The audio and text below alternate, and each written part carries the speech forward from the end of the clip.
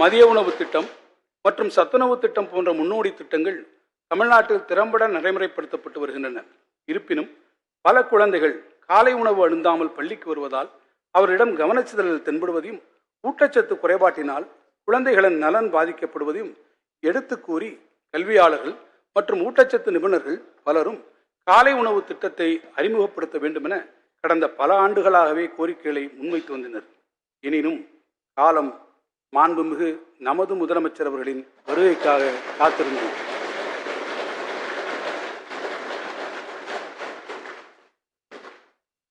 சமூக நீதி அடிப்படையாக கொண்ட திராவிட மாடல் அரசின் மகத்தான திட்டமான முதலமைச்சரின் காலை உணவு திட்டம் கடந்த 2022ஆம் ஆண்டு பேரறிஞர் அண்ணா அவர்களின் பிறந்த நாள் அன்று மதுரையில் தொடங்கப்பட்டு பிறகு கடந்த 2023ஆம் ஆண்டு தமிழ்நாட்டில் உள்ள அனைத்து 3992 அரசு பள்ளிகளில் 1ஆம் வகுப்பு முதல் 5ஆம் வகுப்பு வரை பயிலும் 15 லட்சம் மாணவர்கள் பயனடையும் வகையில் விரிவுபடுத்தப்பட்டது. இத்திட்டம் செயல்படுத்தப்பட்ட பின்னர் மாணவர்களின் வருகை உயர்ந்துள்ளதோடு அவர்களின் ஊட்டச்சத்தும் கற்றல் திறனும் மேம்பட்டுள்ளது என ஆய்வுகள் தெரிவித்துள்ளன.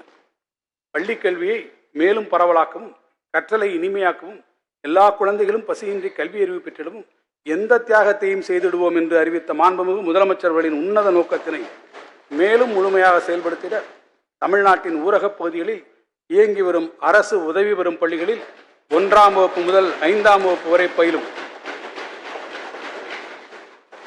மேலும் சுமார் 2,50,000 மாணவர்கள் பயனிடும் வகையில் வரும் கல்வியாண்டு முதல் இத்திட்டம் விரிவுபடுத்தப்படும். இத்திட்டத்தை செயல்படுத்துவதற்காக வரும் நிதியாண்டில் 600 கோடி ரூபாய் நிதி ஒதுக்கீடு செய்யப்பட்டது. தமிழ்நாட்டில் கடுமையான ஊட்டச்சத்து குறைபாடுள்ள குழந்தைகளின் ஊட்டச்சத்து நிலையை மேம்படுத்தும் பொருட்டு ஊட்டச்சத்தை உறுதி செய்கின்ற திட்டம் வெற்றிகரமாக செயல்படுத்தப்பட்டு அதன் விளைவாக ஊட்டச்சத்து குறைபாடுள்ள 6 மாதத்துக்கு உட்பட்ட குழந்தைகளில் 74% குழந்தைகள் இயல்பு நிலைக்கு முன்னேறியுள்ளனர். இன்னும் கடுமையான ஊட்டச்சத்து குறைபாடு உள்ளவர்களாக கண்டறியப்படும் 6 மாதத்திற்குட்பட்ட அனைத்து குழந்தைகளின் தாய்மார்களுக்கும் ஊட்டச்சத்து பெட்டகம் வழங்கப்படும்.